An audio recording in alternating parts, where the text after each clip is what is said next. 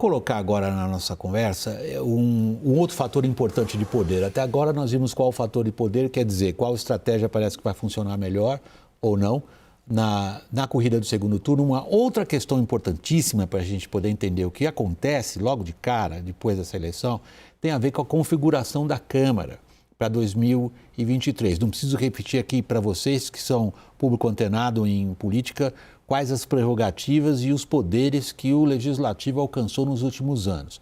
Essa, digamos, composição da Câmara vai ser examinada em função da cláusula de barreira, ou seja, o desempenho dos partidos, na reportagem de Adriana de Luca, e a gente volta. Apenas 13 partidos ou federações dos 32 existentes no país conseguiram superar a cláusula de barreira na eleição para a Câmara e continuarão a ter direito à propaganda eleitoral gratuita em rádio e televisão e ao fundo partidário. Segundo o levantamento do Departamento Intersindical de Assessoria Parlamentar, outros 6 partidos que elegeram deputados no último domingo não preencheram os requisitos exigidos pela lei. E mesmo com lugares garantidos no plenário, devem se fundir ou ser incorporados por outras siglas. PSC, Patriota, Solidariedade, Novo, PROS e PTB somam 21 deputados federais eleitos, que agora poderão migrar de sigla sem perder o mandato. Para superar a cláusula, era necessário que partidos elegessem 11 deputados federais em pelo menos 9 estados, ou que superassem 2% dos votos válidos na eleição para a Câmara. Isso, então, foi desincentivar a partir do recurso público que partidos com pouca conexão com a sociedade, com poucos eleitores, também não tivessem todo esse incentivo, porque nós começamos a criar verdadeiros business party, né?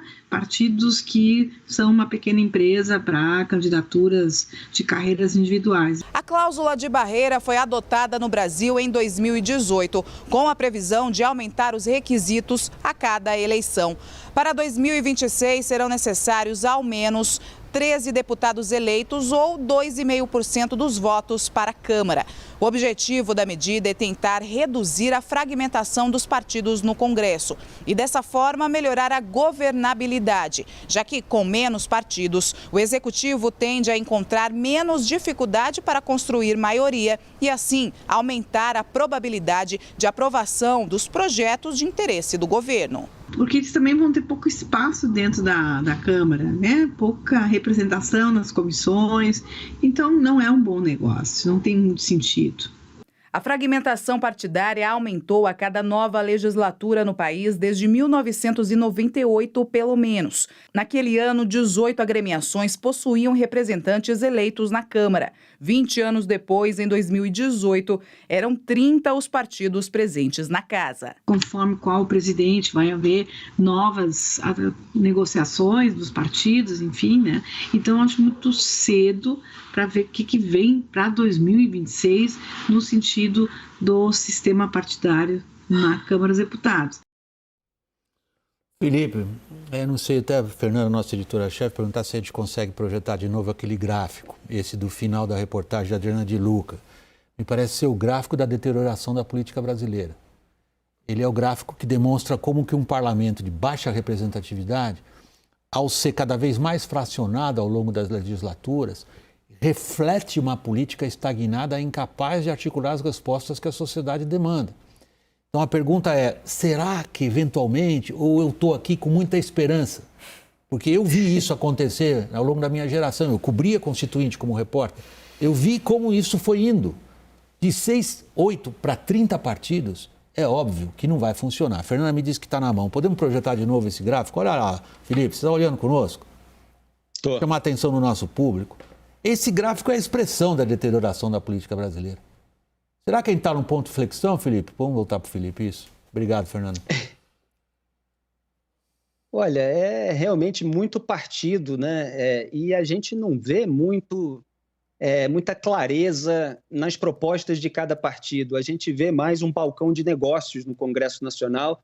Foi isso que aconteceu ao longo dos últimos anos. Está aí o orçamento secreto feito durante esse governo, sob a gestão ali, principalmente do Arthur Lira na presidência da Câmara, para ilustrar todas essas negociatas que são feitas nos bastidores. Então, apesar de haver lideranças populistas, com todo esse maniqueísmo que você apontou no começo do programa, dividindo o eleitorado. Esses partidos, eles aderem muitos deles não têm assim uma lista de propostas muito bem articulada, muito bem definida e muito clara para o restante do eleitorado. Você tem um imenso centrão ali no meio que vai puxando também os governos para os interesses próprios dele. E você tem alguns casos que são bastante ilustrativos, porque já que falamos de cláusula de barreira, queria citar que o João Amoedo, por exemplo, que foi o candidato do Partido Novo na eleição de 2018, fez uma postagem muito crítica no Twitter, nas redes sociais, aliás, em relação ao próprio partido, que teve o candidato Felipe Dávila com mais de 2 milhões de votos a menos do que o próprio Amoedo teve em 2018 e que não atingiu a cláusula de barreira. Quer dizer, perdeu deputados federais na sua bancada. E o João Amoedo foi crítico do Jair Bolsonaro, chegou a pedir o impeachment do presidente, achou que o Novo deveria ficar mais com as suas pautas liberais e morais do estatuto do partido, e o Novo ficou muito próximo do Bolsonaro. Também teve essa dificuldade de estabelecer uma marca e uma mensagem para um novo eleitorado, porque também entrou nesse jogo desse suposto pragmatismo político. Não, ok, então, assim, tá claro. Tudo vai virando mais ou menos a mesma coisa. Tá claro, você separou em dois teu argumento, né? Tem o argumento que eu estou usando aqui, que é um pouco mais formal, estrutural, quer dizer, o que foi feito vai levar a uma redução do número de partidos, portanto, a um novo jeito, ou, no caso, um jeito diferente, de fazer política no parlamento, enquanto você está colocando outro aspecto.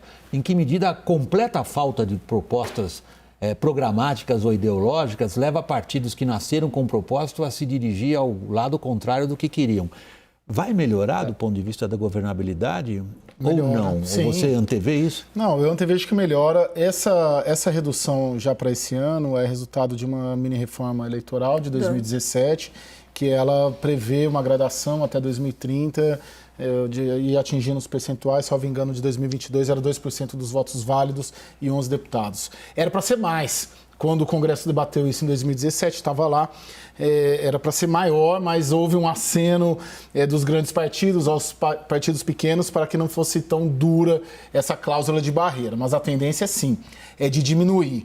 Eu não gosto de olhar, e eu não olho, e o Congresso é uma área que eu trabalhei muito tempo lá dentro, enfim, gosto de cobrir, gosto de acompanhar, até em razão da minha formação em direito também, porque ali eu encontro o processo político encontrando o processo legislativo. É onde o direito encontra a política, né? Resumindo, por isso que eu gosto. Eu acho a dinâmica muito mais complexa do que um mero adesismo natural, automático, sem ideias. Vamos dizer, por que eu estou dizendo isso? Se o Lula for eleito, virá uma pauta do Palácio do Planalto mais progressista, que grande parte deste Congresso que é de direita será contra, mas em razão de ser um presidente eleito com uma agenda mais progressista, parte será negociada. Que parte será negociada? No limite do que grande parte dessa maçaroca de centrão tolera. Tem parte dessa agenda progressista que eles vão tolerar, tem parte que eles não vão tolerar. E isso tem a ver com ideias, tem a ver com uma defesa de uma linha. Ok, você está pegando a segunda parte do argumento do Felipe. Eu ainda estou na primeira. Sim. Quantos vão participar desse adesismo ou não adesismo, em termos de números de partidos? Você, como experiente observador do Congresso, prevê que teremos um parlamento menos fracionado ou não? Não, mas já saiu menos fracionado. O parlamento já saiu agora menos fracionado do que na eleição passada, em razão do próprio sistema. Em 2017, o debate era esse, o próprio sistema encontrando uma solução para a redução de número de partidos. E a tendência é de crescer isso até 2030. Diminuir o fracionamento. De crescer essa rigidez e diminuir o número de partidos. Crescer a diminuição do fracionamento. Raquel. Isso. William, eu acho que a mini-reforma política, sim, já teve efeito, né? Tem os cálculos aqui do professor Jairo Nicolau, que é um grande especialista nisso, mostrando essa redução da fragmentação partidária. Estou com o Caio, eu acho que isso vai, ao longo do tempo, progredir. Eu acho que essa polarização da sociedade brasileira que a gente assiste entre Lula e Bolsonaro, ela tem um lado positivo, é até estranho de falar isso, mas que é você caminhar para uma redução, um alinhamento e uma redução de números de partidos. Tem muitos cientistas políticos falando disso. Isto posto, um ponto dessa redução do número de partidos também é provocado pelo que a gente vê como o orçamento secreto, o fundão eleitoral, que concentra todo o dinheiro na mão dos caciques. E aí você fica se perguntando, quando você vê um Congresso tão direitista e às vezes com nomes que você questiona, estranha, você fala, nossa, mas está funcionando, não está funcionando? E até estava conversando isso hoje com um experiente operador político, e ele me disse o seguinte, uma coisa é reduzir o número de partidos, o que é ótimo, a outra coisa é a escolha de voto, e aí é a decisão do eleitor.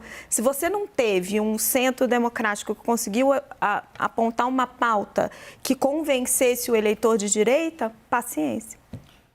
Felipe Moura Brasil, muito obrigado. Nós estamos fechando aqui a roda de política. Vamos depois para a guerra da Ucrânia. É sempre um grande prazer ter você participando da nossa roda, Felipe. Volte sempre. Boa noite. Prazer é meu, honra é minha. Obrigado a todos. Tchau.